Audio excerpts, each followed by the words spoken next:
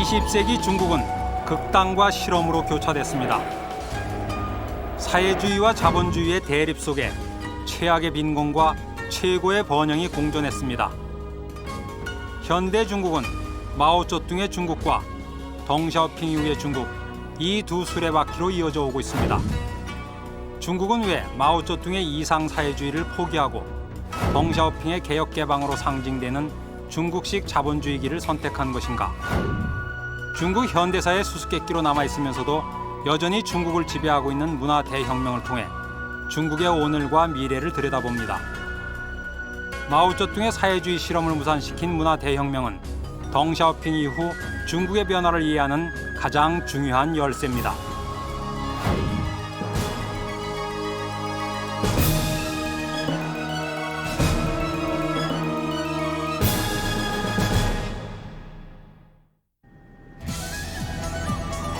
개혁 개방 후 중국은 미국과 일본, 독일에 이어 세계에서 네 번째로 큰 경제 대국으로 부상했습니다.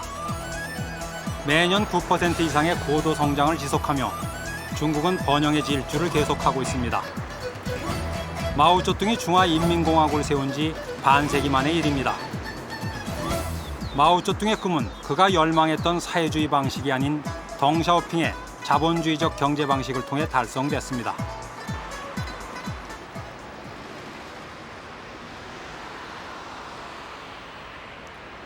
하지만 중국은 여전히 마오쩌둥 시대를 추모하고 있습니다.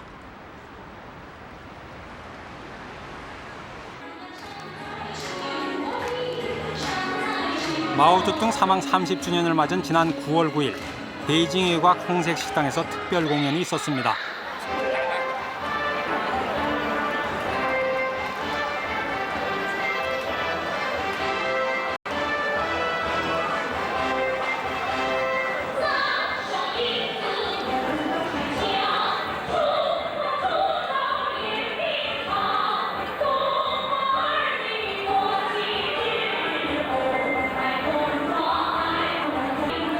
촬영이 철저히 통제된 가운데 문화 대혁명 당시의 혁명 가극과 무용이 펼쳐졌습니다. 문역 세대들은 붉은 깃발을 흔들며 마오쩌둥을 기르는 혁명 가요를 따라 불렀습니다.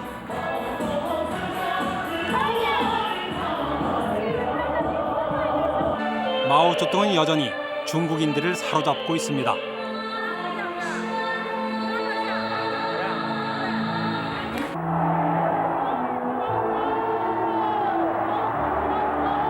(40년) 전 8월 군복을 입은 마오쩌둥이 손을 흔들며 천안문 성루에 나타났습니다. 베이징 천안문 광장에는 마오쩌둥을 열광하는 인파로 가득했습니다.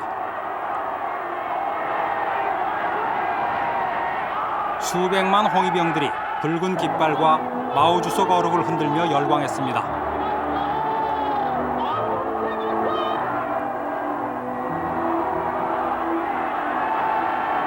마오쩌둥은 자본주의를 타파하고 사회주의 이상사회를 건설하려는 문화 대혁명을 발동했습니다.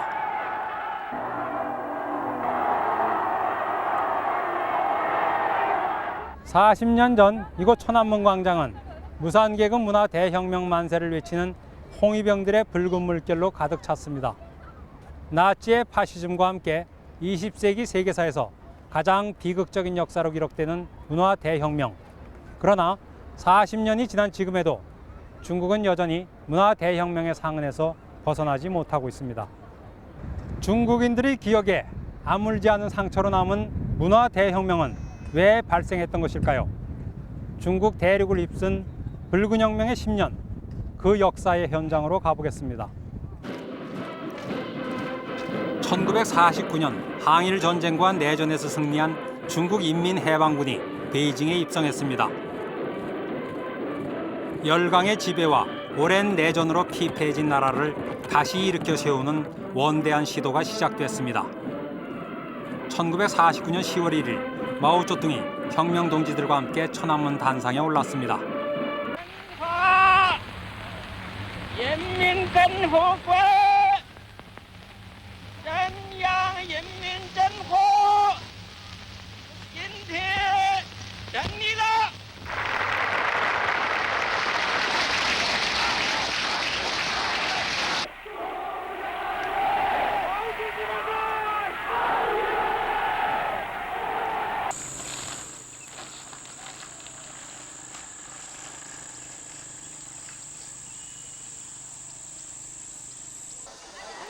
새 중국을 통치하게 된 마오쩌둥은 1893년 후난성 작은 농촌 샤오산에서 태어났습니다.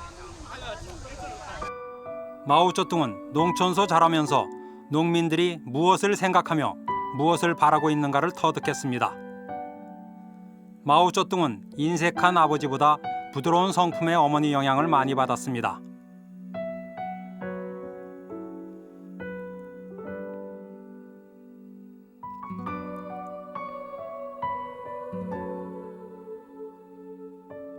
마오쩌둥이 즐겨 읽은 책은 삼국지와 수호지 같은 중국 고전 소설이었습니다. 그 후 그는 중국 고대 철학과 칼 마르크스의 철학을 배우며 농민혁명이라는 독자적인 신중국의 이상을 형성했습니다.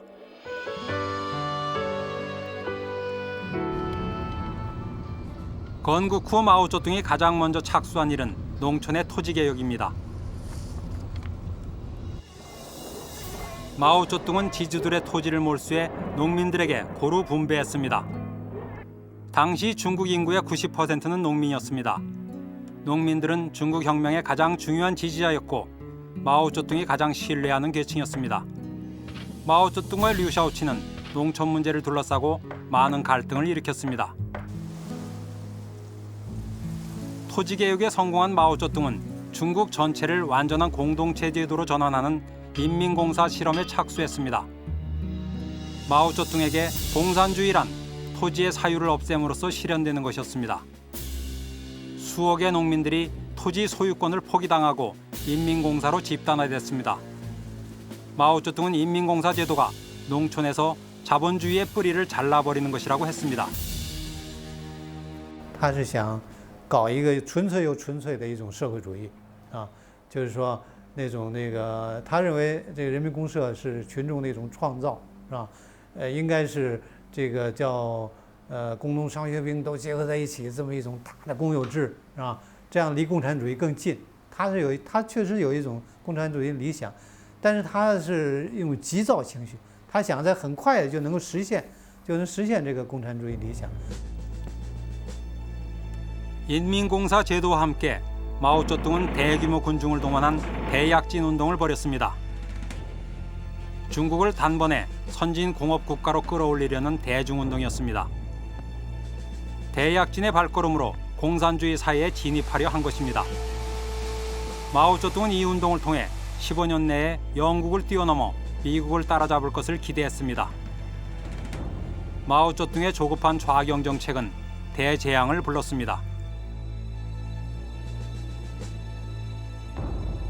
反正大跃进要走自己路了，要超英赶美了。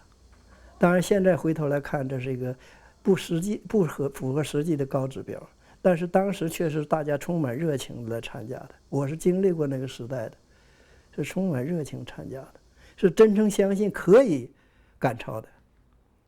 但是很快受到了挫折，遇到了灾荒，遇见了 困难，是吧？出现了很多不正常现象。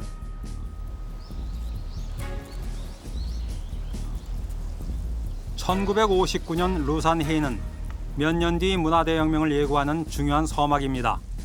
루산 회의에서 마오쩌둥은 대약진 운동의 극좌적 오류를 수정하려 했습니다. 하지만 당내 원로인 펑도화이가 대약진의 잘못을 극렬히 비판했습니다. 마오쩌둥은 펑도화이의 비판이 자신의 권위를 위협한다고 여겼습니다. 마오쩌둥은 우익 기회주의자들이 당내로 진공하고 있다며 대약진의 실패를 인정하지 않았습니다.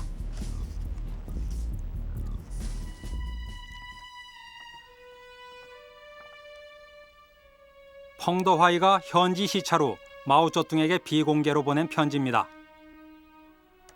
펑도화이는 편지에서 대약진 기간 동안 상부에 보고된 성과들은 대부분 조작된 것이었으며 인민들은 갈수록 고통받고 있다고 직언했습니다.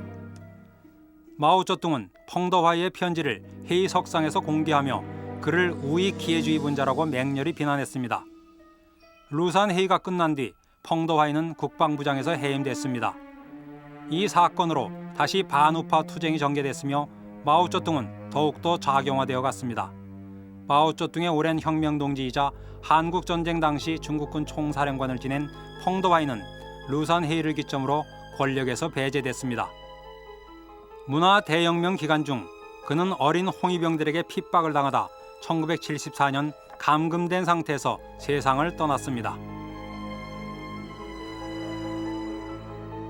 彭德怀他到农村调查以后，他认为很多这个之所以造成这种困难，是因为我们的干部的政策错了，是吧？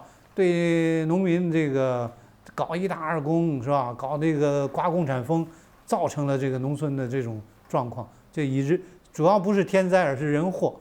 像提出这样，因此呢，应该让农民看到自己的利益。因此呢，应该把土地，比如说你就承包给农民，他就很有积极性了，是吧？像提出这样的意见，认为这个人民公社化，以及搞这个集体的大食堂什么，认为这些东西，搞太冒进了，是吧？就是太急躁了，像提出这样这种意见，是吧？等等吧，凡是有这样意见的这个人呢，就被认为是要走资本主义道路。 루산 회의를 전후해 중국을 둘러싼 국제 정세 역시 매우 복잡하게 돌아가고 있었습니다. 스탈린이 사망한 뒤 후르시초프가 소련의 새 지도자가 됐습니다. 1956년 소련 당대회에서 후르시초프는 비밀 보고를 통해 스탈린을 비판합니다. 마오쩌둥은 중국에도 자신을 비판하는 후르시초프가 출연하는 것을 우려했습니다. 对于毛泽东刺激非常大的就是赫鲁晓夫关于斯大林问题的秘密报告。毛泽东很快就想到，就说斯大林去世之后，就出来一个赫鲁晓夫，把斯大林全部都否定掉了。那么他想，他在中国的地位就相当于斯大林在苏联的地位。他去世之后，中国会不会出现一个赫鲁晓夫？所以他文化大革命当中的目的就是要挖出中国的赫鲁晓夫。 1959년 마오쩌둥은 대약진 정책 실패를 책임지고 국가주석직을 사임합니다.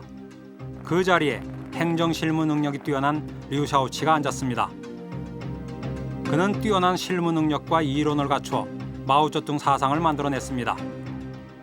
혁명 시절 류샤오치는 마오쩌둥을 적극적으로 지지해 그의 후계자가 됐습니다.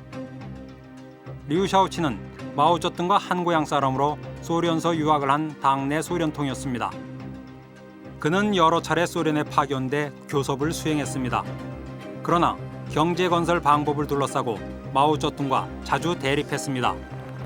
이로 인해 그는 문화 대혁명 기간 중 자본주의 길을 걷는 주자파의 선봉으로 공격받았습니다. 마오쩌둥은 왜 류샤오치를 자본주의 길을 걷는 수장이라고 지목했을까요? 이보다 더 근본적으로 마오쩌둥은 왜 대규모 군중을 동원해서 중국에 커다란 재앙을 안긴 문화 대혁명을 기획했던 것일까요? 류샤오치는 공장과 농촌을 두루 시찰하는 현장 실무 지도자였습니다. 그는 대약진으로 붕괴된 농촌 경제를 회복하기 위해 현실적인 경제 정책을 펼쳤습니다. 덩샤오핑도 현장 실태를 파악하고 정책을 구상했다는 점에서 류샤오치와 닮은 정치가였습니다. 이들은 마오쩌둥과 다른 정책을 실행했습니다.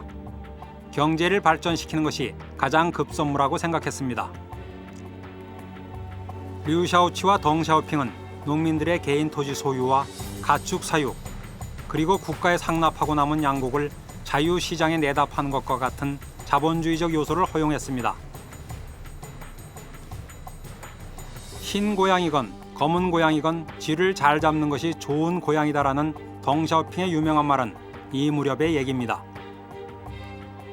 这说明毛主席出身在农村，他经历了中国一个半封建半殖民的社会。毛主席我感觉从他经历来讲，他有一个很大的弱点，就是他没有亲身经历过什么叫资本主义，没有看过。毛主席一生只出过2次国，都是到苏联。 1962년 초 베이징에서 7,000명의 당 지도자들이 참가한 7천인 대회가 열렸습니다. 류샤오치는 회의에서 대기아의 원인이 30%는 천재이고 70%는 인재 때문이라고 지적했습니다. 또한 펑도화이를 우익 기회주의 분자로 비판한 것은 잘못된 것이라고 했습니다.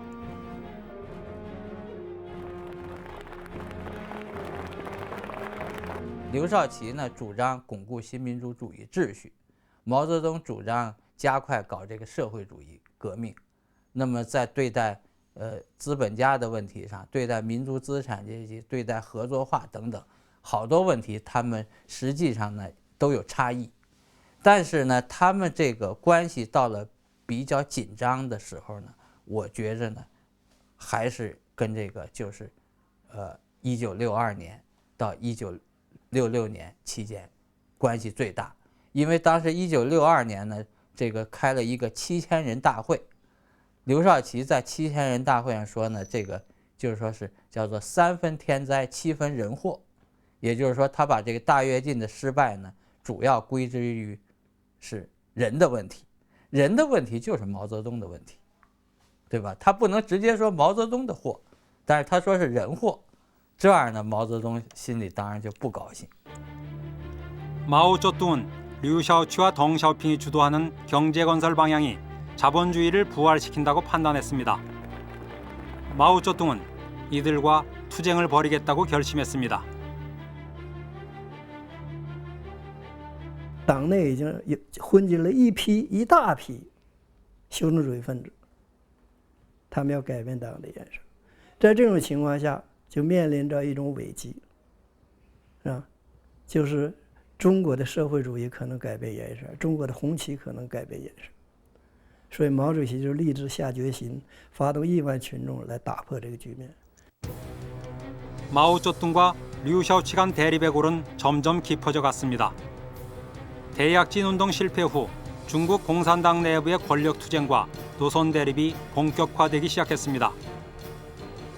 1962년 9월 베이따이허에서 열린 회의에서 마오쩌둥은 절대로 계급 투쟁을 잊지 말자고 강조합니다. 마오쩌둥은 사회주의와 자본주의의 투쟁을 명백히 선언했습니다. 因为刘少奇他有很多这个提法呢，比较实事求是，是吧？所以当时就造成了毛跟刘之间的那个很严重的矛盾，认为刘少奇呢可能要夺取权力啊，就认为他呢是要走资本主义道路，所以在高层之间就有很大的矛盾，很大的矛盾。为了要想解决这个高层矛盾，发动群众来作为后盾，是吧？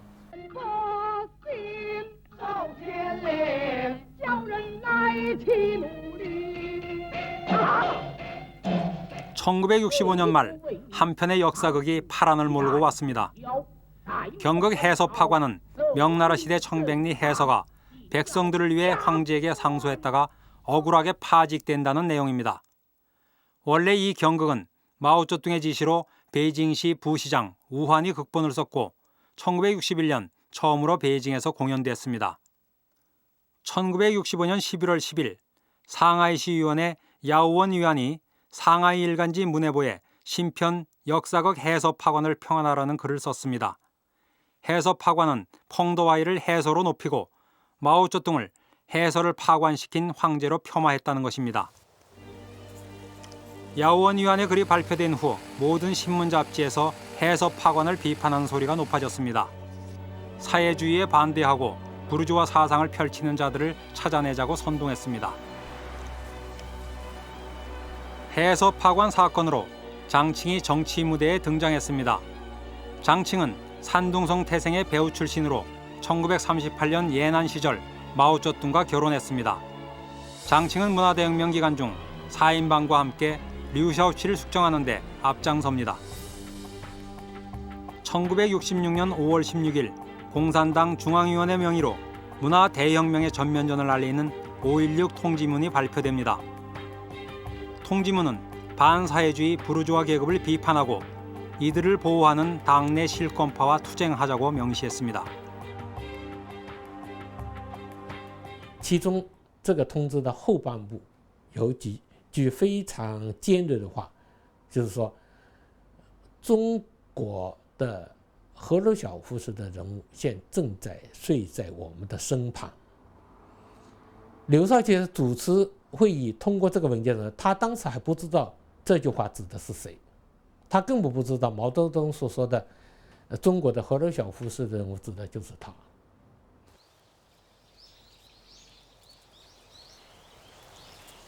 문화 대혁명의 시발점이 된 5.16 통지문 발표 이후 그 포문을 여는 상징적인 사건이 바로 이곳 베이징대에서 벌어졌습니다. 대학 내 당권파를 비판하는 내용의 대자보가 처음으로 이곳에 나붙은 것입니다. 대자보를 붙인 주인공은 당시 베이징대 철학과주임 내위안치였습니다. 취재진은 수소문 끝에 베이징에 거주하고 있는 내위안치의 아파트를 찾았습니다. 문화 대혁명을 확산시킨 대자보의 주인공 내위안치가 처음으로 한국 매체 앞에 섰습니다. 항일 전쟁 당시 공산당 고급 간부로 활동한 내위안치는 1966년 베이징대 철학과 공산당 총지부 서기를 역임했습니다. 문화 대혁명 당시 45살이었던 그녀는 대자보를 붙인 뒤 마오쩌둥으로부터 마르크스 레닌주의의 첫 대자보라고 격려를 받았습니다. 내위안치는 대자보에서 베이징 대학 학장과 당위원회, 베이징시위원회를 반당, 반사회주의의 검은 패거리라고 공격했습니다.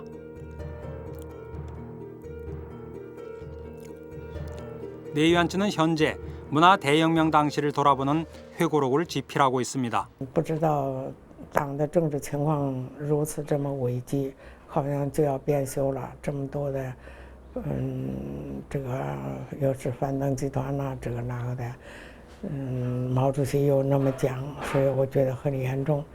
先是很震惊的这种情况，然后就觉得，很激动，我说就应该保卫党，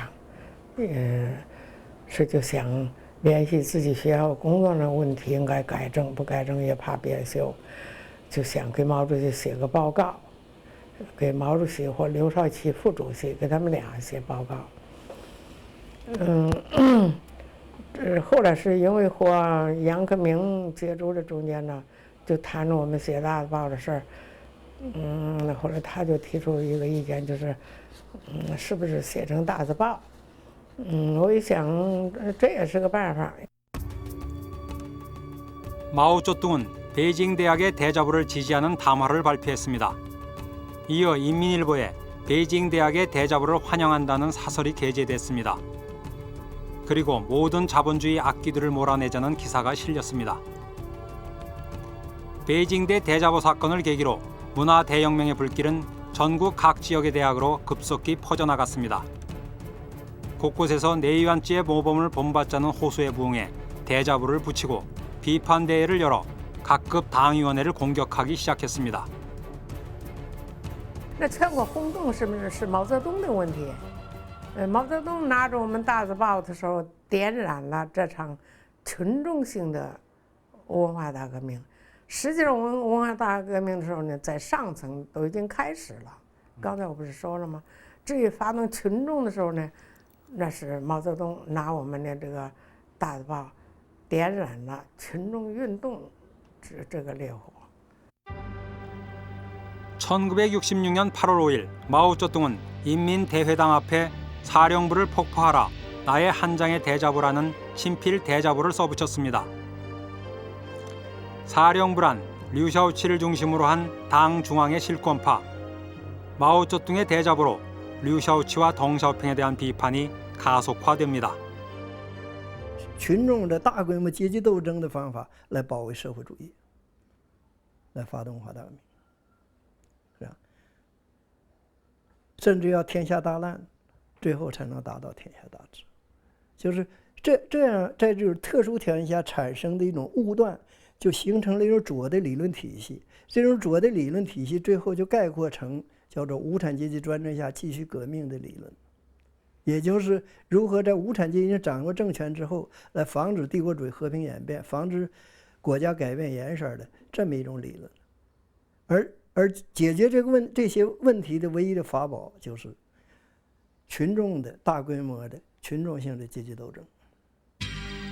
1966년 8월 8일 공산당 중앙위원회에서 프롤레타리아 문화 대혁명에 관한 결정이 통과됩니다. 다음 날 인민일보는 이 소식을 붉은색 머릿기사로 실었습니다.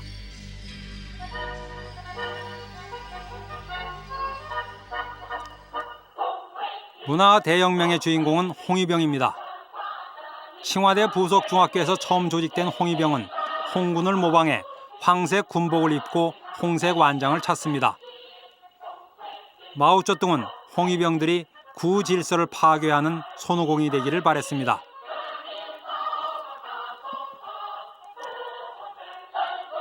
홍위병 조직은 순식간 각 대학교와 중고등학교로 퍼져나갔습니다. 홍위병은 혁명가를 자처하며 문화 대혁명의 선두에 섰습니다. 그러나 홍위병도 처음에는 하나의 색깔이 아니었습니다. 当红卫兵的是那种家庭背景非常好的人，有一个名称叫做红五类，英文就是 five categories。他们是出身好的，他们才能当红卫兵。我出身不好的人叫做黑五类，就是 blank categories， 这是出身不好的人。所以，我们是被教育跟被改造的对象，只有出身好的人才能当红卫兵。后来，毛泽东改变了他的路线了，那些出身好的人被毛泽东说成是犯了错误了。毛泽东不想利用他们来搞文化大革命，因为这一次政治运动跟以前的政治运动不一样。毛泽东想打倒的人是他们的父母。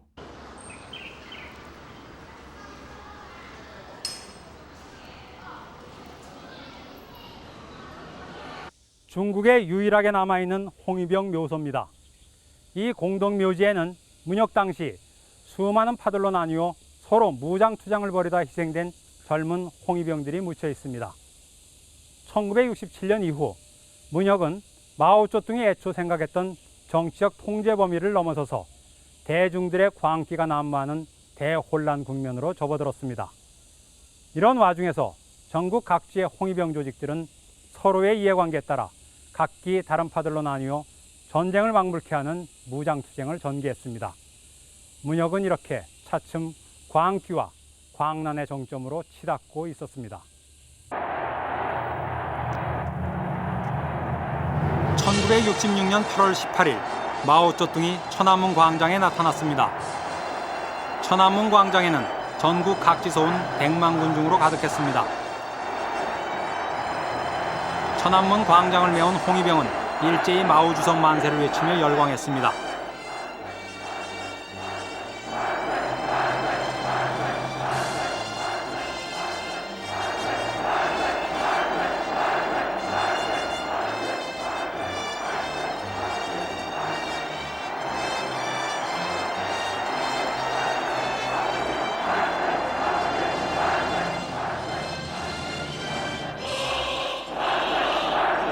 홍위병의 손마다 붉은 비닐이 씌워진 마오쩌둥의 어록이 쥐어 있었습니다. 지금도 붉은 보물책으로 불리는 이 책이 홍위병 손에 들려져 이리저리 흔들렸습니다. 마오쩌둥은 여러 차례 홍위병을 접견하고 홍위병 운동 지지를 표명했습니다. 这个是1966年毛主席第一次接见红卫兵，那个8月18，我那个时候参加采访了，我就在这个天安门西边那个观礼台上面，是吧？在那，毛主席从那个天安门的中间，是吧？先往东走去跟那个东边的，完了后他们走到西边来，这个是在西观礼台，是吧？西边的那个观礼台。 毛主席就走到这个天安门这个应该西南面这个地方站在那儿，向这个广场的，还有就是观礼台的那个红卫兵呢，致意。那个时候红卫兵兴奋地高呼“毛主席万岁”，说“毛主席万岁，毛主席万岁，万岁”。毛主席呢就把帽子摘下来，是吧？这么向群众致意，就是说人民万岁啊，喊着人民万岁什么。毛泽东一共有在天安门广场接见了8批所谓的革命师生或者叫红卫兵，一共接见了1200万人。我是其中的第6次，大概是1960年11月底，到时候我就经过天安门广场，受到毛泽东本人的亲自接见。这种做法使得我就非常高兴，非常激动，就下决心，就像所有的成千上万的其他中学生一样，下决心要跟着毛泽东干革命。就毛泽东叫我打倒谁，我就要打倒谁，就非常忠实于他。然后经过毛泽东接见以后，就回到家乡，就去干革命，就去造反，当红卫兵，就是干毛泽东希望你干的任何事情。 홍위병들은 신격화된 마오쩌둥의 일거수일투족에 열광했습니다. 무엇이 홍위병들로 하여금 마오쩌둥의 노선을 충실히 따르게 했는가? 당시 17살 고등학생 홍위병 위등민은 현실과 기성세대 교육에 대한 불만 속에 개혁을 염원하는 순수한 열정으로 충만했습니다. 那么我们这个年代呢，从64年到65、66这些年，在文化革命之前的时候，我们实际上和我们的现实的周围就有一些在思想上就有一些冲突，就有矛盾的地方。那么这个矛盾上是造成了我们这种年轻人这种改革和革命奋进的这样一些思想情绪。那么在这一点上呢，我们冲突呢是跟周围环境中也和周围和老师校方也有冲突。在学生当中呢，一个氛围实际上也还有毛的他这个激进的思想。当然，毛的这些和外界的，他当时在讲阶级斗争，他们和上层和周围高层的这种政治上的这种权力斗争是什么冲突，什么原因，我们并不是很清楚，我们不懂。但是由此而来，他讲的这种革命的和不革命的，这个消极的和积极的这种两种东西的这种冲突呢，我认为我从心里是要跟着积极的走。 홍위병들은 마오 주석 어록을 성경처럼 품고 전국 각지를 다니며 붉은 혁명으로 물들였습니다. 홍위병들은 마오쩌둥의 혁명 이념을 구석구석까지 전달했습니다. 就是说，这种疯狂的、狂热的或者叫做这种盲目的个人崇拜的这种状态呢，我也是从那个状态里过来的。从这个就是说文化革命那一年我是这15岁嘛，当时呢，我也是对毛泽东是可以说是当时叫3忠于4无限，对吧？无限崇拜，无限信仰，哎，当时的我的精神状态也是这样一个精神状态。当时这个呢，在这个中国，当时是文革的时候是8亿人口，在这8亿人当中，这是非常普遍的状态。 마오쩌둥은 파괴 속에 창조적인 힘이 숨겨져 있다고 믿었습니다. 전통 문화의 파괴는 곧 사회주의 문화 건설의 전제가 됐습니다. 젊은 홍위병들은 봉건 구습을 철폐한다는 미명 아래 중국 전역에서 잔인한 파괴를 단행했습니다. 这个最狂热的主要是一些中学生，当时的中学生，一些中学生是非常狂热，到处这个所谓这个破四旧，就是所谓过去的旧文化、旧传统等等，通通的把它那个都破坏掉，是吧？很多那个一些文化古迹都遭到了破坏，认为那都是旧东西，啊，就是文化革命呢，就是要完全是建设一个新的一个局面，把那个旧的传统的文化，这个完全把它都这个抛弃了，啊，是这样一个情况。所以当时是席卷全国的运动就开始了。当初还有叫做抄家，就所谓出身不好的人，那些红卫兵就是一大堆到他家里去，什么都要抄，说他是阶级敌人。一定藏了很多反动的东西。家里有的时候，一个家庭每天都被抄，抄到家里什么都没有了，所有东西都没有了。抄家的时候还要打人，说因为抄家的对象是所谓的阶级敌人，把你给捆起来打得非常厉害。 파괴와 비난이 계속되는 동안 수많은 고위 관부들과 지식인들이 비판받고 투옥됐습니다. 상당수 사람들이 죽어가는 가운데 자살한 사람들도 부지기수였습니다. 그러나 홍위병들은 그것이 반인륜적 행위라는 사실을 몰랐습니다. 혁명이라는 미명하에 폭력이 정당화되고 미화되었기 때문입니다. 劈到彭德怀了，像我打了彭德怀一耳光，那我承认这个就是我的水平问题。我作为一个21、22岁的学生，当学校的一把手，在批斗他的时候，要他向毛主席认错，他不认，这时候火上来了。那么你反对毛主席，你还不向毛主席认错？打了他一耳光，那别人也动手了。那这就是我违背政策。他那么大的岁数，就是他有问题也不应该打人家，这就是我的不到之处。 但是并不因为我这一件事情不到，就是包括这件事情的不到有多少种因素呢？在我59年只有13岁的时候，我们的党、我们的团、我们的国家就告诉我们这个人是反党分子。是在我还是小孩的时候，你们就宣传和教育说他是反党分子，他反对党、反对毛主席，我们才会对他有仇恨吗？对不对？不是说像刘少奇被打倒，还是文化革命被打倒。 文化革命的时候，他还是国家主席，对吧？反对他，那是另外一回事。彭德怀在文化革命前就被定为反党分子了。那学生从小就被教育。辽宁省的干部叫张志新，他也不同意打倒刘少奇，他实际上是个非常忠诚的共产党员。这些人都是因为自己的思想跟自己的行动，而且当初张志新要被枪毙的时候，张志新是忠实的共产党，他会 高呼口号，他会高呼共产党万岁，他一定会高呼中国共产党万岁，这就会形成一个很荒谬的局面。当地的政府说张志新是一个反革命，要把他枪杀掉。枪杀的时候，一个大卡车把他载到刑场上去枪毙掉，他会高呼共产党万岁，这怎么办？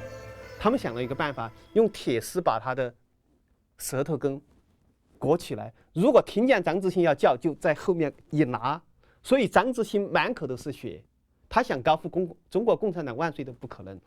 光是我们当时是这个住的这个大院里的这种非常高级的干部，书记就有2个跳楼自杀，是吧？就在你眼前他就跳下来，摔得脑浆崩裂，上吊，是吧？我见到的这种自杀的比打死的要多得多，是吧？ 那是一个不可理喻的时代，是吧？那个时代是不可能再重复了。대규모 군중 비판이 진행되는 동안 최대 공격 목표는 류샤오치에게로 겨눠졌습니다. 류샤오치는 문혁 발생 후 여러 차례 홍위병에게 불려나가 고초를 당했습니다.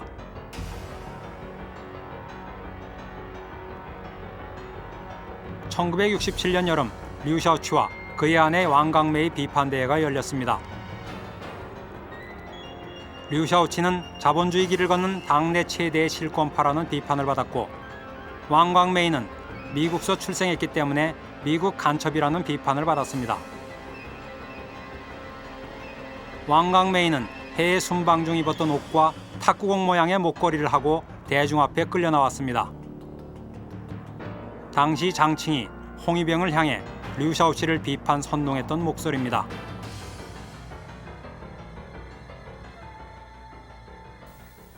我现在可以告诉你们，刘少奇是一个五毒俱全的大反革命、大内奸、大叛徒、大特务，可不得了。他在安源就旁边牺牲了多少好同志啊！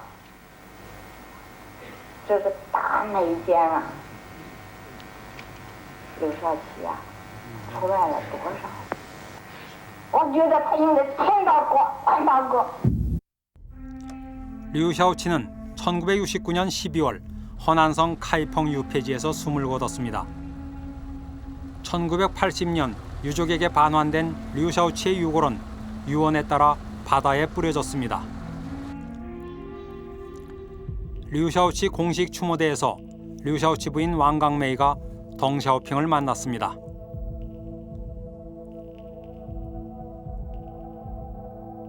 是好事是胜利。小平不轻易说话的呀，他就说话特简练，这人特痛快，可说话特干脆，就跟我说这么两句话。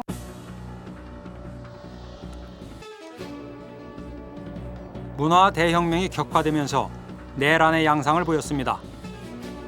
각기 다른 홍위병 조직 간의 무장 투쟁이 벌어졌습니다. 문화 대혁명은 누가 적이고 누가 자기 편인지 알 수 없는 상태가 됐습니다.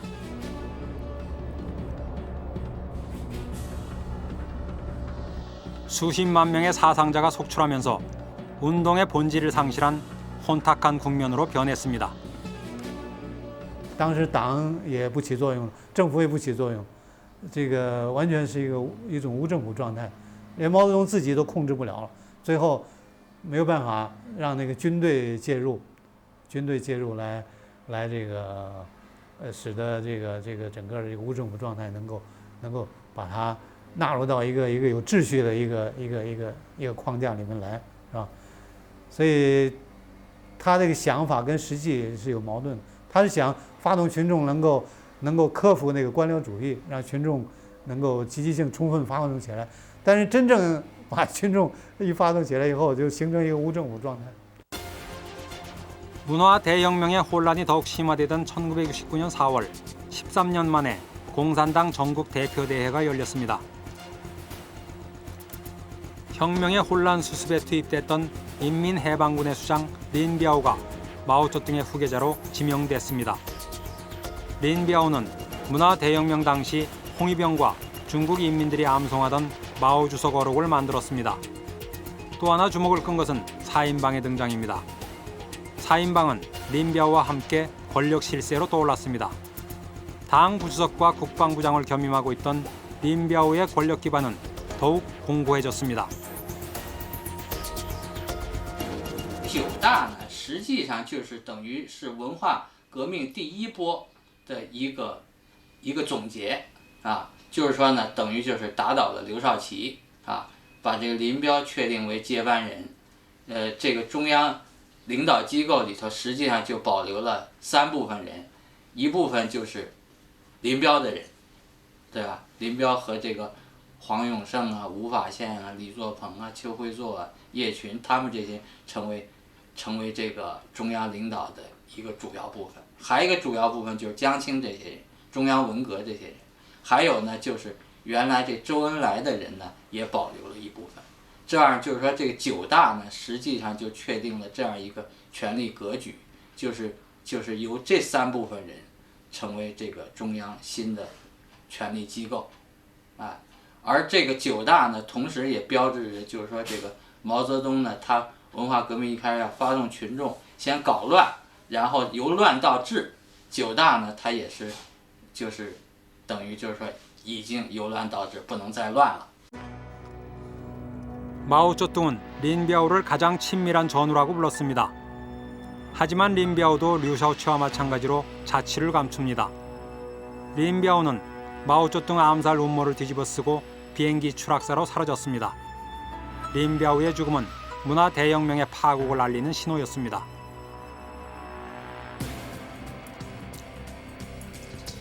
(1973년 3월) 덩샤오핑은 캄보디아 시아누쿠공 환영연에서 다시 모습을 나타냈습니다. 마오쩌둥은 그를 재기용해서 문화 대혁명의 혼란 국면을 벗어나고자 했습니다. 경제가 악화되자 마오쩌둥은 주자파로 자신이 실각시켰던 덩샤오핑을 다시 등용한 것입니다. 16살 때 프랑스 유학 후 공산당에 입당해 대장정에서 커다란 업적을 남긴 덩샤오핑. 그는 류샤오치와 함께 현실을 중시한 실용주의 노선의 테크노크라트입니다. 마오쩌둥은 문화 대혁명 기간 중 류샤오치는 타도했지만 덩샤오핑에게는 재기할 기회를 주었습니다.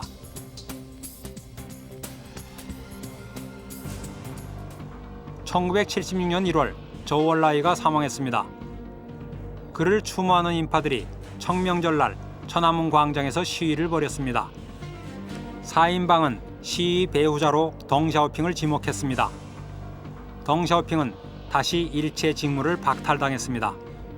몇 달 뒤 마오쩌둥도 숨을 거둡니다. 마오쩌둥의 유해는 인민대회당에 안치됐습니다. 마오쩌둥이 사망한 지 한 달 뒤 4인방은 화거펑의 손에 체포됐습니다.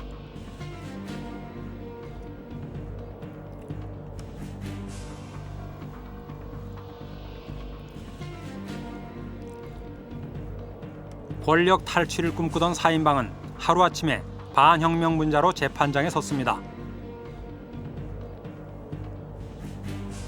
4인방의 체포는 사실상 문화대혁명 그 자체를 부인하는 것이었습니다. 丑化我，丑化毛泽东主席，丑化1万人民参加的无产阶级文化大革命啊！被告人将其死刑。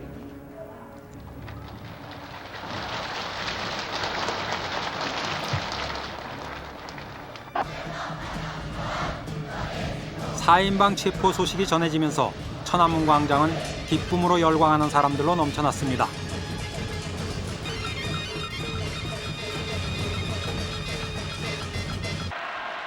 (1977년 7월) 1년 3개월 만에 덩샤오핑은 다시 베이징 노동자 경기장에 모습을 나타냈습니다.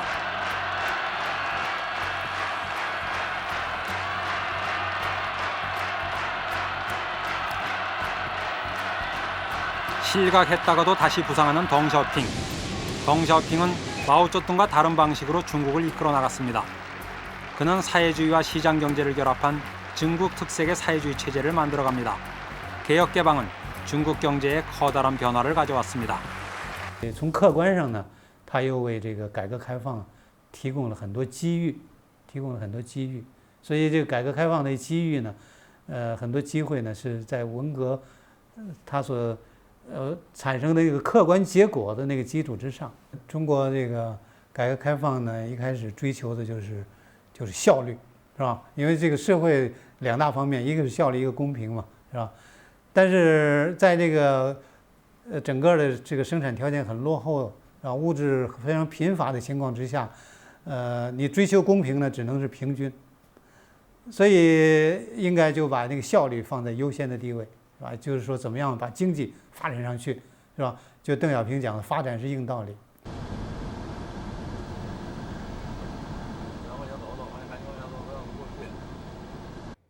40년 전 이곳 리밍춘 마을에는 홍색 테러의 광풍이 휩쓸고 지나갔습니다. 문화 대혁명은 계급투쟁이라는 미명하에 수많은 사람들을 희생시켰을 뿐만 아니라 한 세대 중국인들의 꿈을 좌절시킨 비극으로 기억됩니다. 문화 대혁명이 끝난 뒤 중국인들은 10년이라는 긴 악몽에서 깨어났다고 말합니다.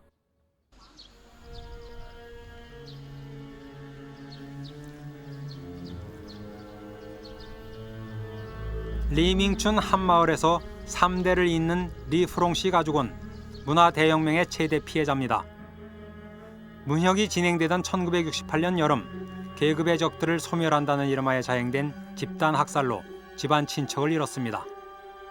리프롱 씨는 당시 직접 목격한 학살 상황에 대해 조심스럽게 입을 열었습니다.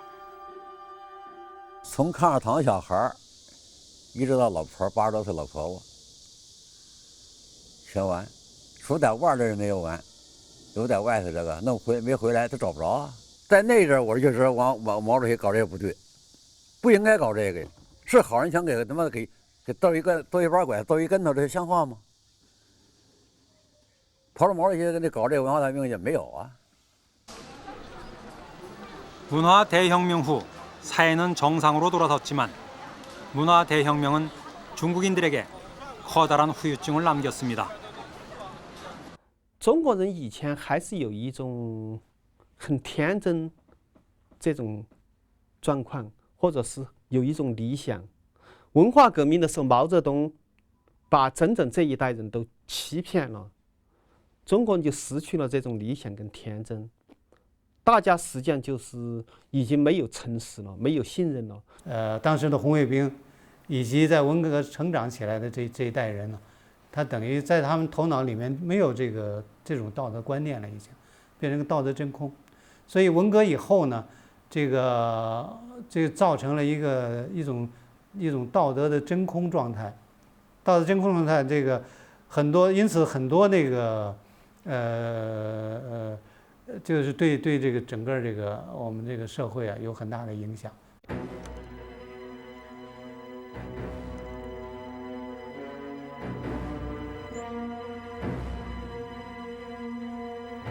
1981년 6월 중국 정부는 문화 대혁명은 당과 국가, 인민에게 가장 심한 좌절과 손실을 가져다준 마오쩌둥의 극자적 오류로 규정했습니다. 그러나 문화 대혁명이 종결된 지 30년이 지난 지금도 중국 대륙에서 문화 대혁명에 대한 공식적인 논의는 이루어지지 않고 있습니다.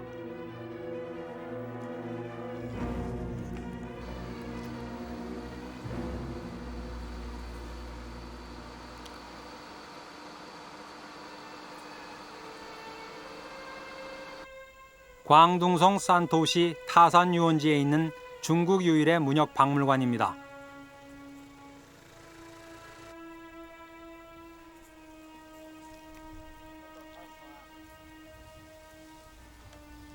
지난해 1월 문을 연 문혁 박물관은 과거를 잊지 않아야 미래의 주인이 될 수 있다고 한 중국 현대문학의 거장 빠진이 처음으로 제기해서 건립한 것입니다.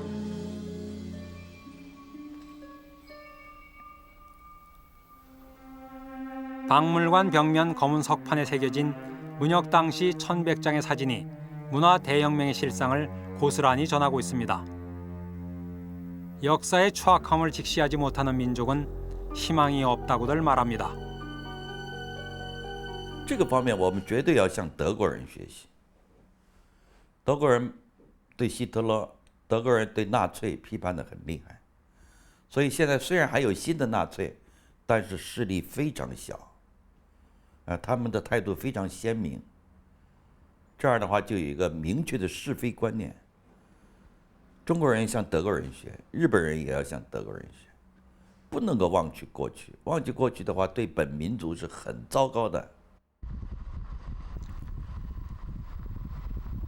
문화 대혁명이 끝난 지 30년. 마오쩌둥의 고향엔 어떤 변화가 일어났는가? 마오쩌둥의 조카가 운영하는 식당은 밀려드는 관광객으로 소득이 부쩍 늘어났습니다.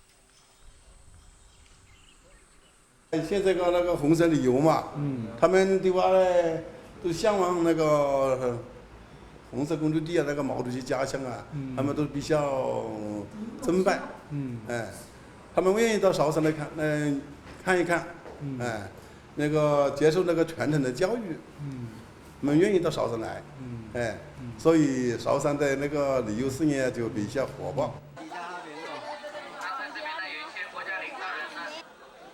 마오쩌둥의 생가는 붉은 여행 상품으로 개발돼 인기 있는 관광 명소가 됐습니다. 마오쩌둥의 생가에는 요즘도 하루 평균 2천여 명의 관광객이 몰려듭니다. 중국인들은 왜 이처럼 마오쩌둥에 열광하는 것일까? 我觉得这必然是一个时期吧，一个时期的产物嘛。每个人他总是会有一些时期产物，也没有什么大问题。因为连现在邓小平也是我们的主席领袖，他也是上气氛的话，那主席有问题的话都没有什么大问题。那人没完人嘛。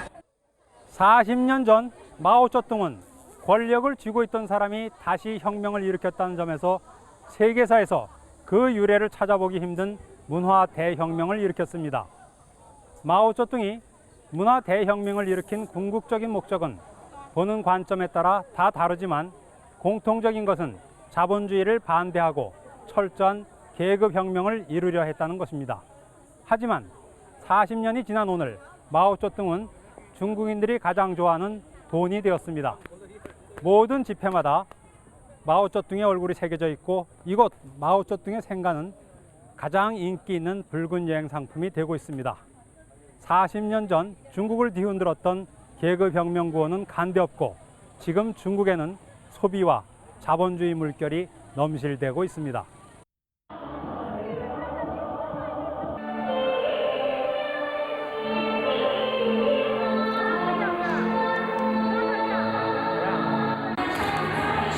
마오쩌둥은 여전히 중국 곳곳에 살아 있습니다. 마오쩌둥의 이념을 현실에 접목시킨 홍색 식당이 날로 인기를 더하고 있습니다.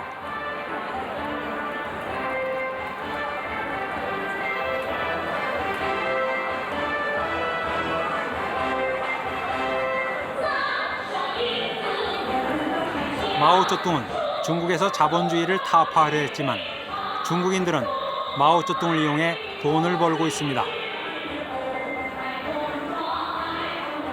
자본주의를 반대해 프롤레타리아 사회를 건설한다는 이름으로 자행된 문화 대혁명의 반인륜에 대한 철저한 반성은 사라졌습니다.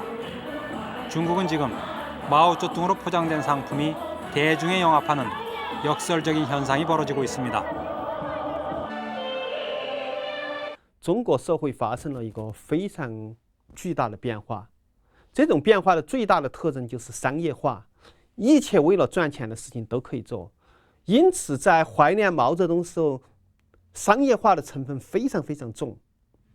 这种情况下，如果你不知道，或者被有些左派利用，他说：“你看，大家都很喜欢毛泽东，实际上毛泽东成了一个赚钱的符号了。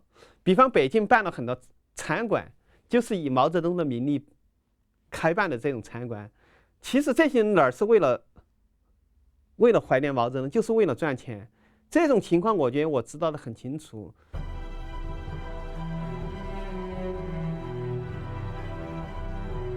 중국에서 혁명의 시대는 갔습니다. 마오쩌둥은 계급 투쟁을 통해 사회주의 낙원을 건설하려 했습니다. 그 절정에 문화 대혁명이 있었습니다. 그러나 문화 대혁명은 실패했고 중국인들에게 엄청난 상처를 남겼습니다. 반세기 동안 진행된 사회주의와 자본주의의 대립은 예견상 끝이 났습니다. 그러나 중국은 여전히 모순의 직면에 있습니다. 초고속 성장을 하고 있지만 세계에서 가장 빈부격차가 큰 나라입니다. 중국 정부는 조화로운 사회 실현을 내걸었습니다. 점점 악화되고 있는 도농 간, 계급계층 간 격차 해소를 위해서입니다. 마오쩌둥의 평등사회, 덩샤오핑의 선불원, 그리고 후진타오 정부의 조화로운 사회, 명칭은 다르지만 이들의 궁극적인 목표는 모두 사회주의 이상사회 건설입니다. 그리고 그 실험은 지금도 계속되고 있습니다.